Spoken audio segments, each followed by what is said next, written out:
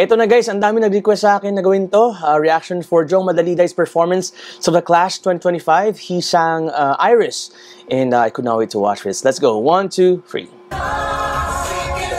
Hello Clash Nation, this is Jong Madaliday from 25. Season 1 at ako'y nagbabalik sa The Clash 2025. So nung Season 1, umabot ako hanggang finals. Naglaban kami ni Golden. Si ano? Oh, so, Golden. First runner-up ako, and then after that, nagkaroon ako ng show, Studio 7, and then AOS. Nung dumating yung pandemic, nag-decide ako na umuwi na muna sa probinsya. Okay. So, nung nasa probinsya ako, may na-discover ako sa sarili ko na tinry ko lang. Challenge ko lang yung sarili ko na mag-build sa social media. Nagsimula ako, wala talaga nanonood sa akin.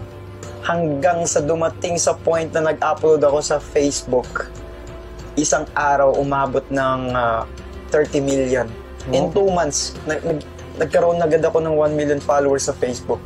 And umabot ng, siguro after a year, umabot ng 5 million. Puntahan naman natin 5 million followers sa Facebook? Kaibigan ko rin, si Jong Madaliday. Kaya tara, puntahan natin. Did he grow up sa States ba guys? Kasi yung accent niya, alam mo yun?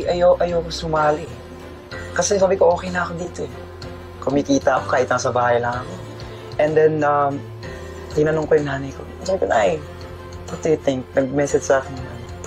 Sabi niya, go lang, matanda na ako. Gusto kita makita ulit sa TV. Dahil sa mom niya. And I give up forever, it's true. 'Cause I know that you feel me somehow.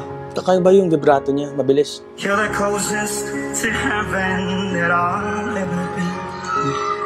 And I don't wanna go home right now. She's using nasal slide technique. And all I can taste is this moment. And all I can breathe is your life. And sooner or later it's over. I just don't wanna miss you tonight. And I don't wanna worse me. Nasal slide technique. I don't think that they understand. When everything's made to be broken, I just want you to know who I am. I just want you to know who I am. Wow, he changed. A4.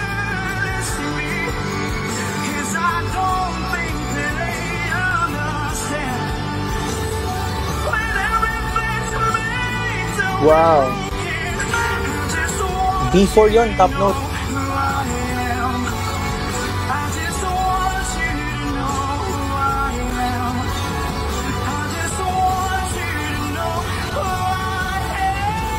Wow. I just want you to know who I am. Wow. Ang prominent ng vibrato niya, no? So, he's really smart to be able to find the right song for that kind of vibrato. Kasi may mga songs na hindi babagay yan, pero marunong. My God. Alam, ba't ako naiiyak? Ako lang ba? Ako lang ba na... Naiiyak ako? Ba't ganun? Clash Panel!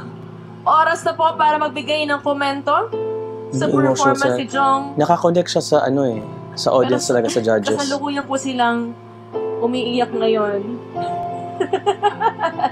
Ikaw muna, sige, ako na muna. Sige, iiyak nyo na yan. Kami muna ni Jong.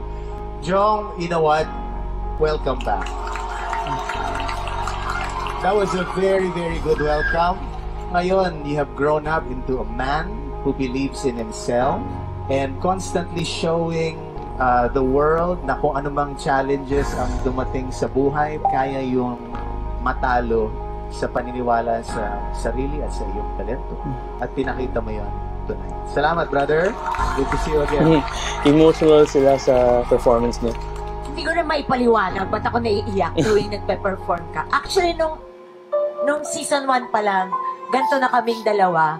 Siguro kasi yung background niya, fisherman siya, tapos lumaban siya sa buhay. Tapos, nandito na naman siya ulit. Grabe, no, lumalaban fisherman. ulit.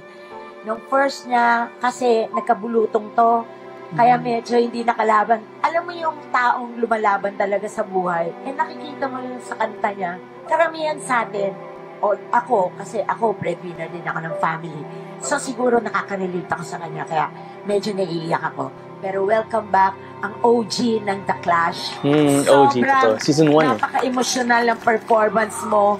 At talaga naman, hindi ka pa rin nagbabago, yung boses mo, ganun pa rin. Yung emosyon mo, ganun pa rin. Yung pagkakulot mo, ganun pa rin. Pero straight ang paniniwala ko. Paniniwala ko sa'yo. Sobra!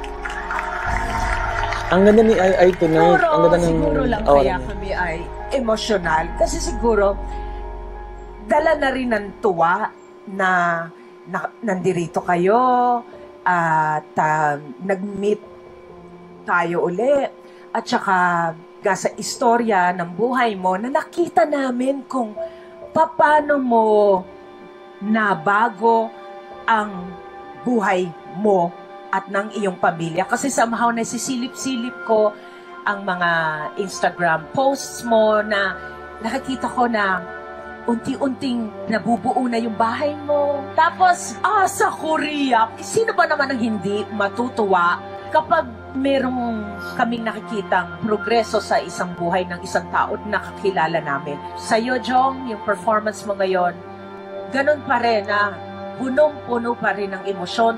Kaya thank you very much for that performance. Thank you, Jong. And thank you, Clash Panel. Okay, ito na! Clash Battle! Sino ang huling Clash backer na pasok sa Top of the Clash? Okay? Ang aming desisyon ay mapupunta kay Ay, si Liana yung kalaban ni Jong. Liana Castillo. Jong Madalida! Congrats, Jong. Jong, pasok ka na sa round 2! Very young pa si Liana, so she still has a lot of opportunities Wala to siya na come. hindi kami bato. Pinasundan mo ngayon. I hope na happy ka sa performance ko. Kasi yun. Thank you so much, Liana. Oh, she's crying. naman po, and somehow I'm Okay lang yan, Liana. Anyway, congrats to Jong. And grabe yung pag-transform niya, no? From before, yung mga video clips before. Tapos yung ngayon, na itsura ni Jong. Grabe yung, yung repackaging niya. Parang siyang Black American singer.